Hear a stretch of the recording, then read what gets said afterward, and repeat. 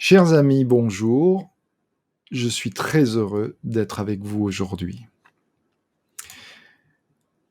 La prière à sa plus simple expression est extraordinairement intéressante à étudier.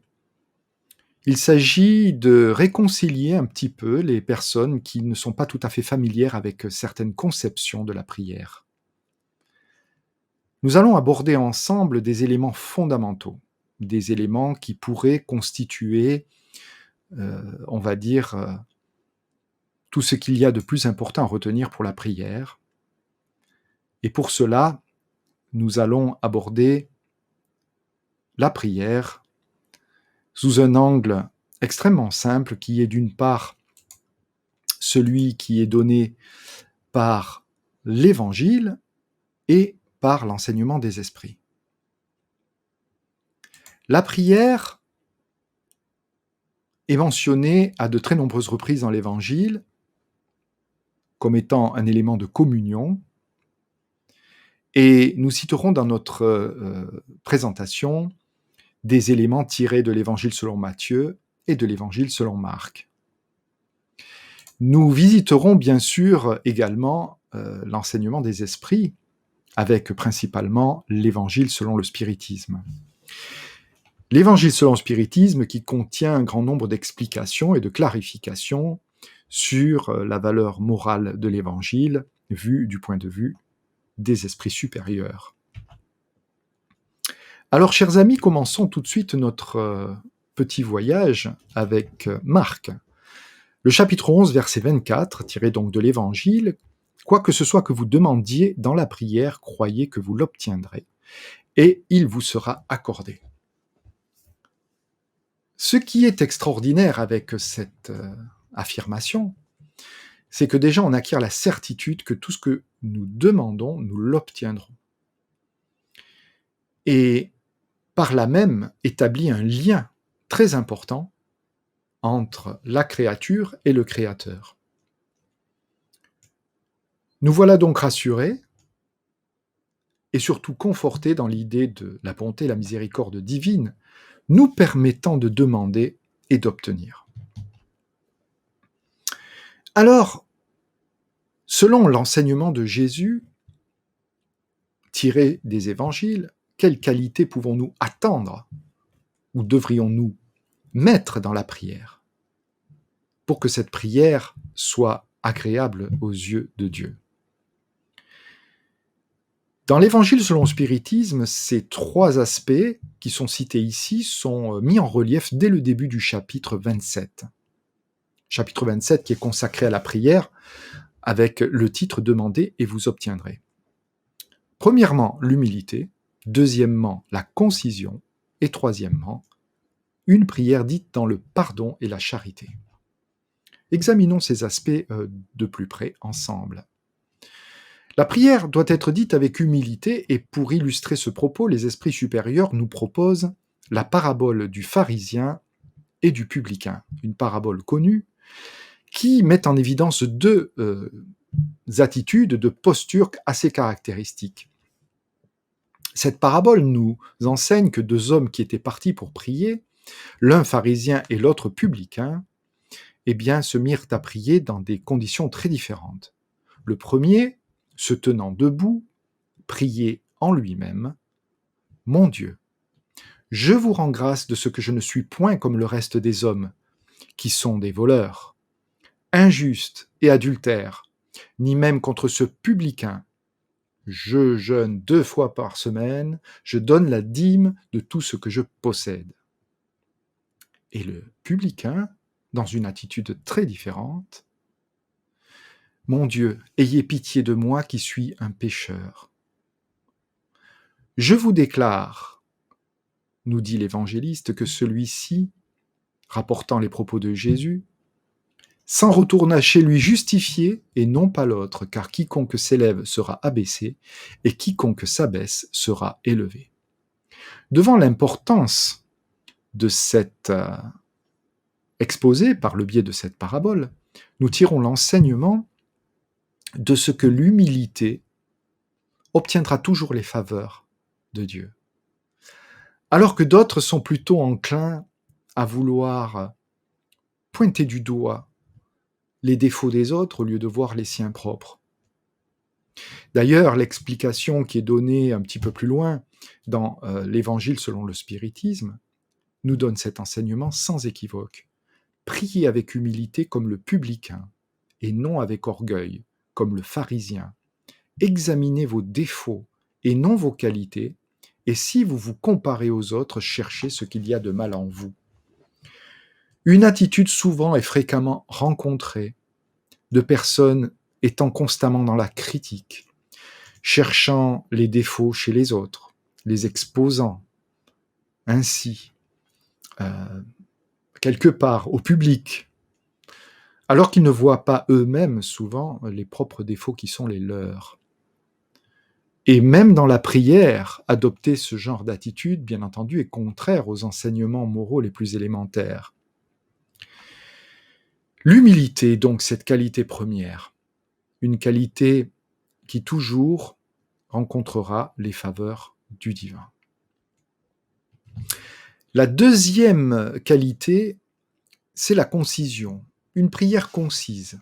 Une prière concise, chers amis, c'est une prière sans superflu, une prière simple, une prière qui dit l'essentiel, qui utilise les mots justes au moment le plus juste. Et là aussi, il y a évidemment, on peut observer de magnifiques prières parfois qui sont dites dans les différentes courants qui utilisent la prière. Certaines sont véritablement magnifiques, empreintes d'un certain lyrisme, d'une certaine poésie. Et certaines sont très très longues, répètent les choses, insistent sur certains points, de peur que Dieu ne les comprenne, ou que ceux qui écoutent cette prière ne comprennent pas éventuellement ce qui est dit.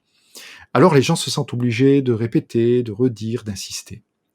Ce que nous enseigne Jésus, au travers, encore une fois, de l'Évangile selon Matthieu, n'affectez point de prier beaucoup dans vos prières, comme le font les païens.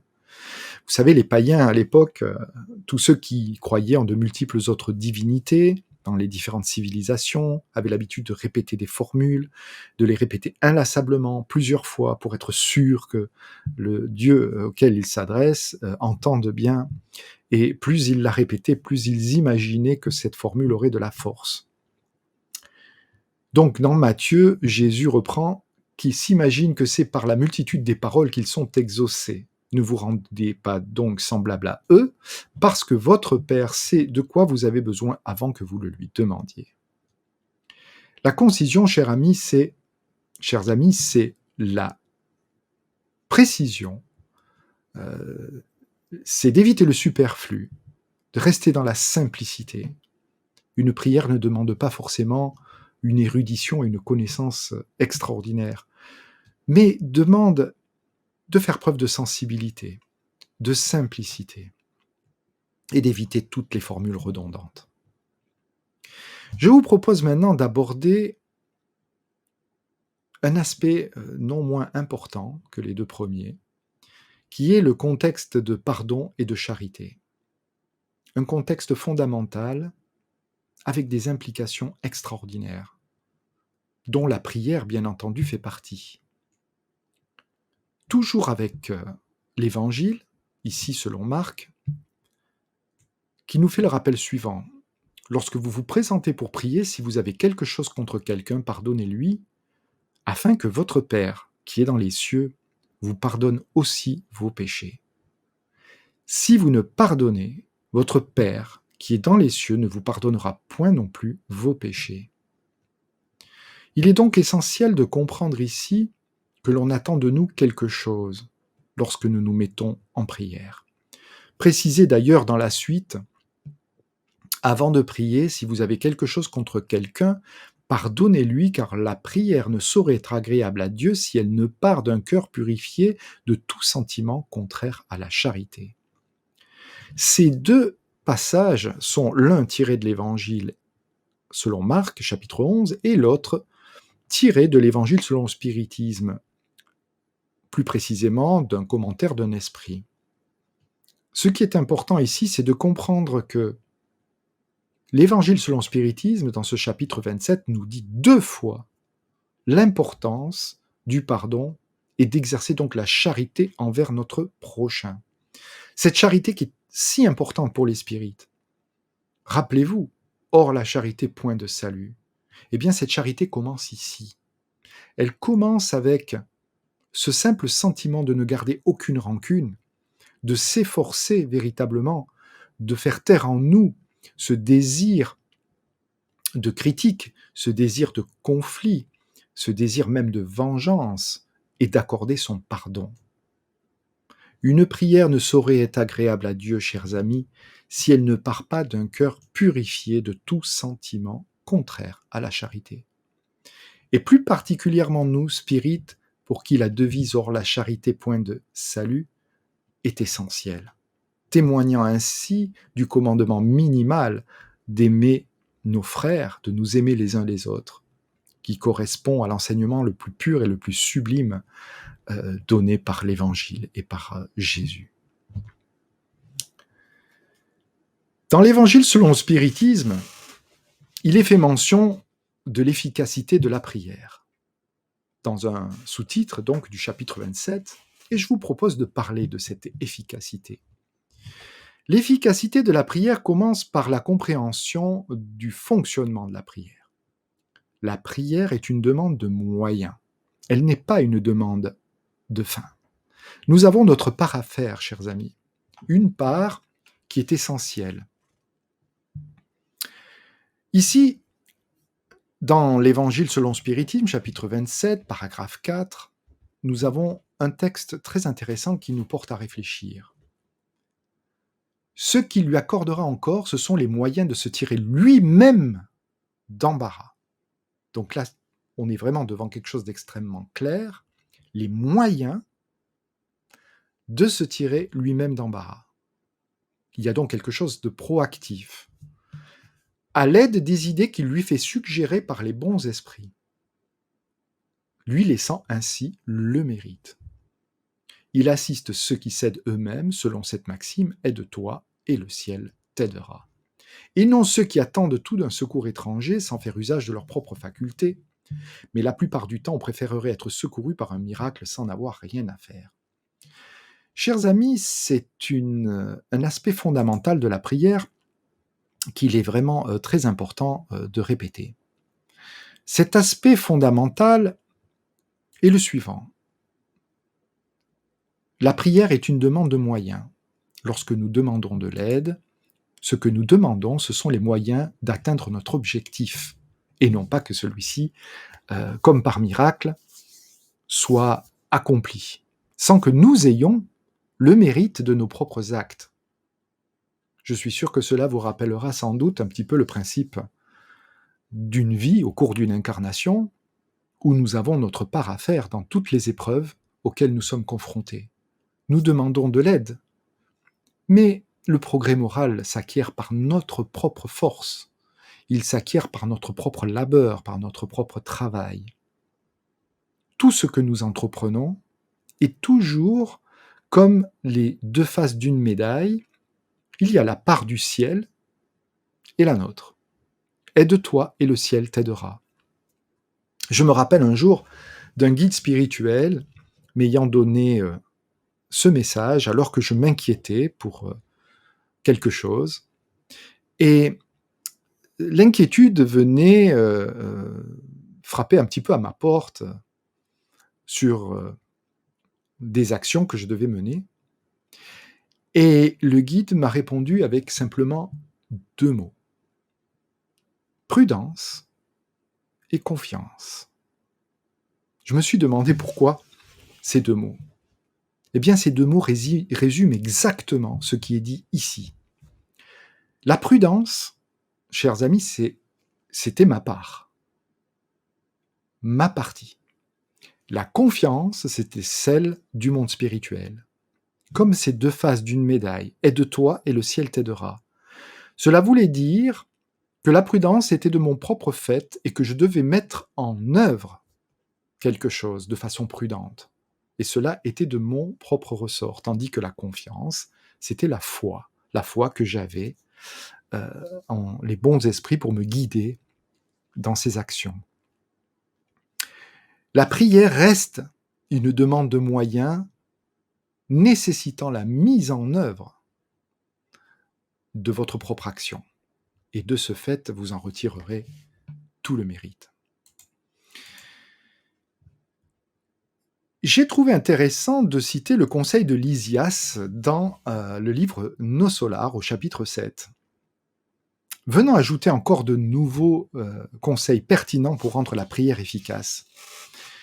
Il nous dit « Il convient malgré tout de ne pas oublier que la réalisation noble exige 3 conditions fondamentales, à savoir, premièrement, désirer, deuxièmement, savoir désirer, et troisièmement, mériter, ou, en d'autres mots, volonté active, donc c'est le désir, il faut véritablement vouloir quelque chose du plus profond de son être, le travail persistant sur la manière donc de savoir désirer, mais aussi demander quelque chose qui soit pertinent, qui ne soit pas inapproprié, et enfin le mérite. Et vous voyez la synergie qu'il y a entre le désir, la volonté active, l'action du travail, et le fait ensuite de mériter ce que l'on demande. Ce conseil, bien entendu, sera très utile pour comprendre une fois de plus ce que signifie une demande de moyens. La puissance de la prière, dans quoi réside-t-elle ? Eh bien, ce que nous enseignent une fois de plus les bons esprits, c'est qu'elle est dans la pensée. Ce n'est pas seulement une question de formule, ce n'est pas une question d'endroit, ce n'est pas une question de rituel, ce n'est pas une question d'horaire, ce n'est pas une question de protocole. La prière est dans la pensée. Une pensée qui est dirigée vers Dieu. Et ceci, bien entendu, sans tenir compte de toute considération de protocole. Il est intéressant de méditer sur cet aspect aussi pour ceux qui pensent que la prière devrait être réservée à des instants très précis, minutés, dans des lieux très précis, et donc de s'absoudre, de ne pas rentrer dans une approche trop ritualisée, mais toujours de rester dans la simplicité, dans l'élan du cœur, dans l'élan de l'âme. Un autre élément fondamental est l'intelligibilité. L'intelligibilité, eh bien, il s'agit simplement de considérer le fait que nous devons comprendre ce que nous disons. À une époque, on disait des prières en latin qui étaient incompréhensibles pour la plupart des gens, qui validaient une prière sans même comprendre de quoi il s'agit. Ici, l'enseignement des esprits est très clair également en nous disant « La prière n'a de valeur que par la pensée qu'on y attache », puisque nous avons dit tout à l'heure que c'était la pensée qui était tout. Mais si la pensée ne peut pas se raccrocher à quelque chose de bien compris, eh bien comment pourrait-elle être efficace ? Comment attacher une pensée à ce que l'on ne comprend pas, car ce que l'on ne comprend pas ne peut pas toucher le cœur. Et les bons esprits ici nous donnent cet enseignement, nous suggérant que la prière doit réveiller une idée. Une idée. Et si on ne la comprend pas, elle ne peut en réveiller aucune. Donc une prière ne doit pas être un simple ensemble de formules que l'on va répéter inlassablement sans forcément comprendre la signification de celle-ci. Mais rester absolument clair, intelligible, avec ses propres mots, sa propre compréhension, et ainsi pouvoir être le plus efficace possible. Le caractère explicite de la prière fait aussi partie de choses très importantes. Pourquoi ? Parce que c'est un élément qu'on a souvent tendance à oublier. La prière est explicite parce que les bons esprits, Dieu, sont aussi soumis aux lois naturelles. Et une de ces lois est le libre arbitre. Cela signifie qu'ils ne vont pas faire les choses en notre place sans que nous le demandions. Et ce caractère explicite est extrêmement bien décrit ici, dans ce passage de Matthieu chapitre 7. Demandez et on vous donnera. Donc, on ne va pas dire on vous donne, mais demandez et on vous donnera. Cherchez et vous trouverez. Frappez à la porte et l'on vous ouvrira. Il n'est pas écrit on vous donnera, vous trouverez et on va vous ouvrir. Il y a encore une fois un caractère proactif. Quiconque demande reçoit, mais inversement, si vous ne demandez pas, vous ne recevrez pas. Parce que vous avez le libre arbitre. Dans certaines réunions, c'est un aspect qui est extrêmement important, notamment lorsqu'on demande la protection. Si vous ne demandez pas de protection, vous n'obtiendrez pas de protection, ou si peu. Le caractère explicite de la prière ne doit donc, en ce sens, jamais être omis ou oublié. Parlons du fond et de la forme maintenant, parce que le fond et la forme sont souvent un aspect qui parfois prête d'ailleurs même à polémique. Parce que beaucoup de gens se rattachent malheureusement à l'idée de la forme. La forme, c'est tout simplement les mots que nous employons, le style, et des personnes parfois s'offusquent de ce que dans certaines prières, ils entendent certains mots. Péché, amen, etc., etc. Ce que les esprits nous enseignent, c'est que l'idée est tout et que la forme n'est rien. Il est dit dans le livre des esprits, dans les introductions 13 et 14, pour les esprits, et surtout pour les esprits supérieurs, l'idée est tout, la forme n'est rien. L'homme qui s'attache au dehors et non au cœur est un esprit à vue étroite. Jugez si Dieu doit s'attacher à la forme plutôt qu'au fond. Chers amis, lorsque vous entendez une prière qui ne correspond pas forcément à vos convictions, ou un discours, ou que vous lisez quelque chose qui emploie certains mots, ne vous offusquez pas. Ne vous offensez pas. Laissez de côté un caractère trop partisan par rapport à vos propres convictions. Ce qui est important, c'est le cœur, l'intention, ce que véritablement nous voulons transmettre au travers de ce que nous disons. Et qu'importe que la prière soit religieuse, qu'elle soit plus brève, qu'elle soit avec des mots qui sont celui qui prie, qui est de service pour la prière, cela n'importe peu. Souvenez-vous que les mots sont extrêmement limités. Nous sommes des êtres qui sommes dans un carcan du vocabulaire que nous employons dans notre langage. Les esprits nous ont souvent dit combien il était difficile parfois d'exprimer certaines idées à cause même précisément de notre vocabulaire limité. Alors ne tombons pas dans ce piège et restons fidèles à l'idée du fond. Le préambule du chapitre 28 nous le rappelle encore une fois, la forme n'est rien, la pensée est tout. Priez chacun selon vos convictions. C'est donc un encouragement. Ne reniez pas vos convictions. Priez comme vous le souhaitez. Nous avons dans des centres des fois des personnes de confessions très différentes et nous avons plaisir à écouter leurs prières. Que ce soit une prière musulmane, une prière orthodoxe, une prière catholique, une prière plus neutre peut-être, peu importe. Ce qui compte, chers amis, c'est l'intention. Ne tombez pas dans le piège d'un esprit partisan ou d'une critique facile à cause de la forme. Il nous est dit ici, les esprits ne prescrivent aucune formule absolue.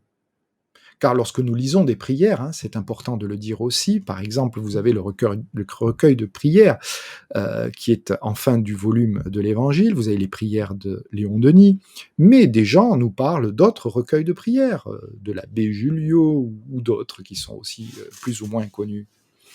Eh bien, il est dit ici que c'est afin de fixer les idées et pour appeler l'attention sur certains principes de la doctrine spirite, ce qui signifie, en d'autres termes, que ce sont des exemples pour nous inspirer, et qui, quelque part, ces prières sont commentées, comme dans le recueil donc, de l'Évangile selon le spiritisme, pour nous donner le détail et la quintessence de leur contenu dans tous les contextes. La structure est donc simple, finalement. Une prière contient des éléments qui sont à qui nous l'adressons, ce que nous demandons, le quoi, qui nous permet donc d'exécuter 3 actions telles qu'il a été dit dans la doctrine spirite, louer, demander, remercier, et enfin la conclusion de la prière. Alors, à qui ? À qui ? Parce que la prière doit aller quelque part. Lorsque vous écrivez une lettre pour faire une demande, ou quoi que vous fassiez avec cette lettre, eh bien, vous devez mettre une adresse. Lorsque vous orientez votre pensée, vous l'orientez vers quelqu'un, ou à qui s'adresse la prière. C'est pour ça que généralement, une prière commence par à qui vous l'adressez. À Dieu, à Jésus, à un esprit, à votre guide. L'Évangile selon le spiritisme, toujours dans ce chapitre 27, paragraphe 9, nous dit « Elle est une invocation. Par elle, on se met en rapport avec l'être auquel on s'adresse, un rapport de pensée, et non pas de parole. Elle peut avoir pour objet une demande, un remerciement ou une glorification. On peut prier pour soi, ou pour autrui, pour les vivants ou pour les morts. C'est donc un caractère extraordinairement ouvert. On se syntonise en pensée avec celui à qui on adresse la prière. Elle peut avoir pour objet une demande, un remerciement ou une glorification.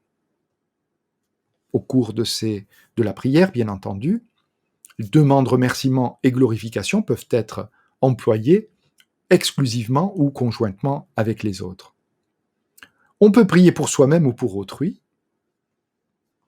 Et enfin, pour les vivants ou pour les morts. Ça donne un caractère extrêmement vaste d'application de la prière que, évidemment, on pourrait développer dans d'autres conférences, mais nous montre à quel point l'outil est puissant et polyvalent. Louer, demander, remercier, c'est aussi un acte d'humilité, de soumission, d'adoration. Penser à lui lorsqu'il s'agit de Dieu, se rapprocher de lui, se mettre en syntonie avec lui. Et donc, comme nous le dit la question 659 du livre des esprits, au moment de la prière, nous pouvons louer, demander, remercier.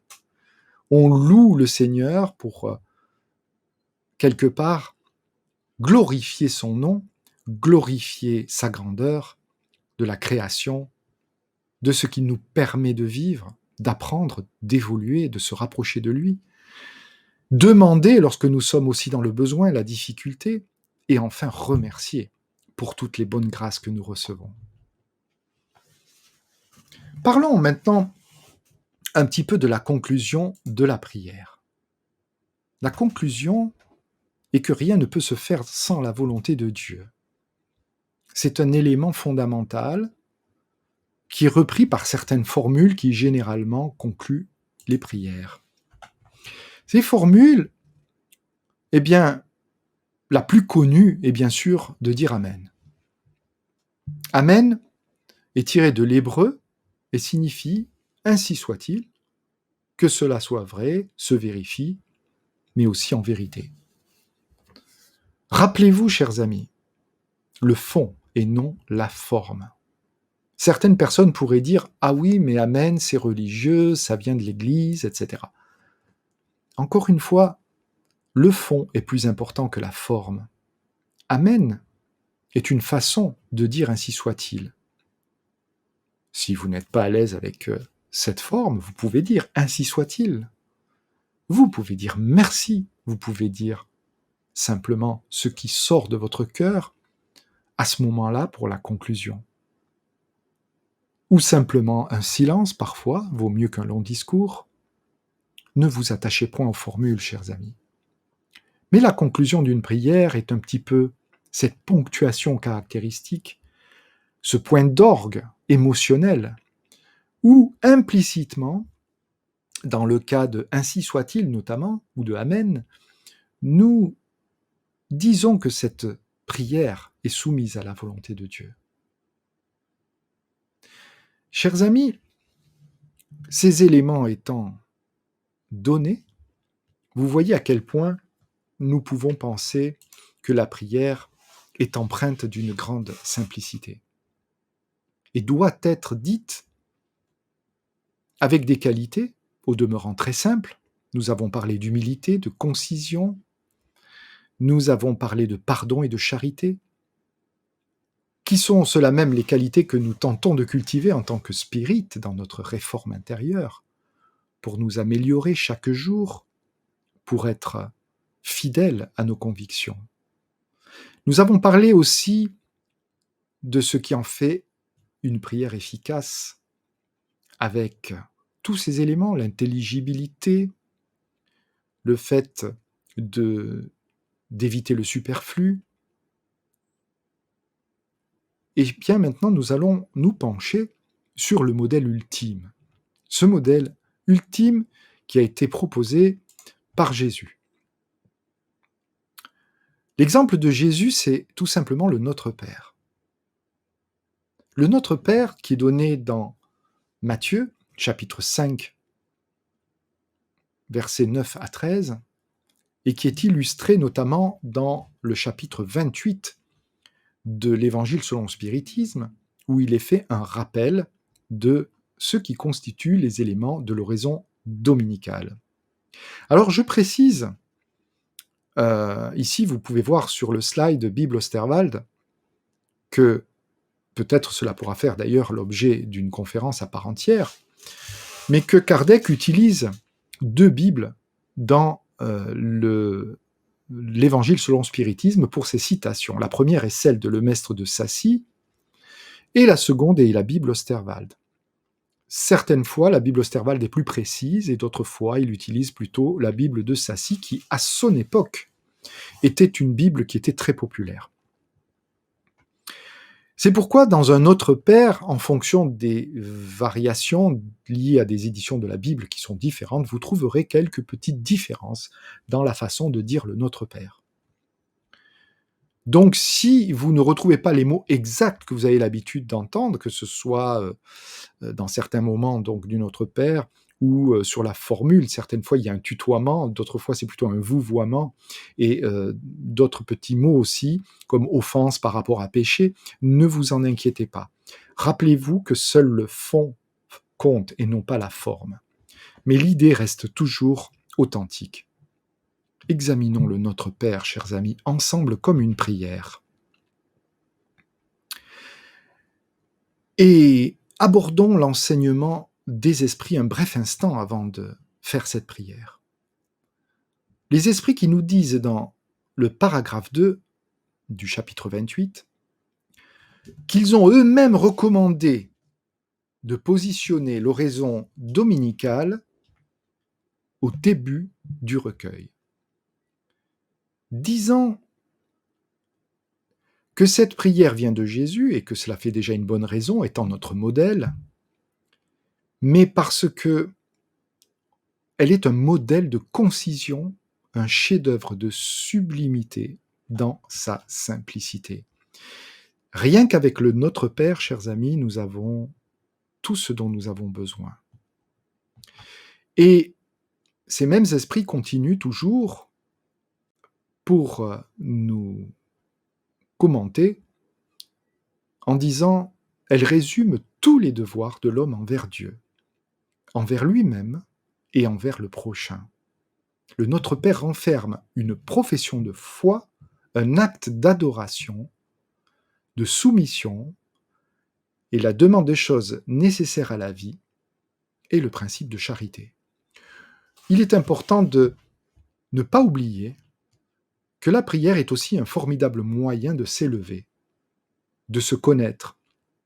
Comme il l'est dit dans une table ronde du congrès que nous organisons, parce que au travers de toutes ces recommandations, humilité, charité, nous retrouvons les éléments qui sont les éléments constitutifs du progrès moral.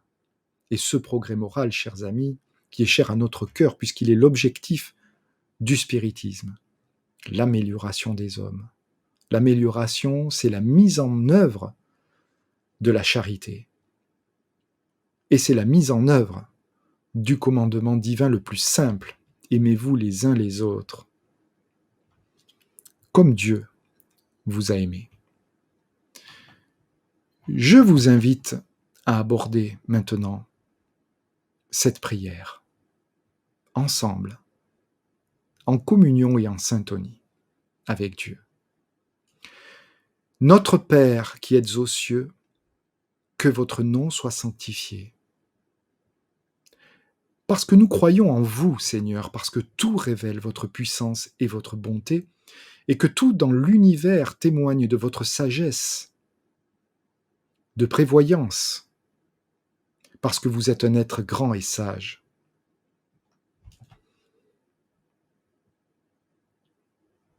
Que votre règne arrive. Seigneur, vous avez donné aux hommes des lois pleines de sagesse qui font leur bonheur s'ils les observaient. Avec ces lois, il ferait régner la paix et la justice.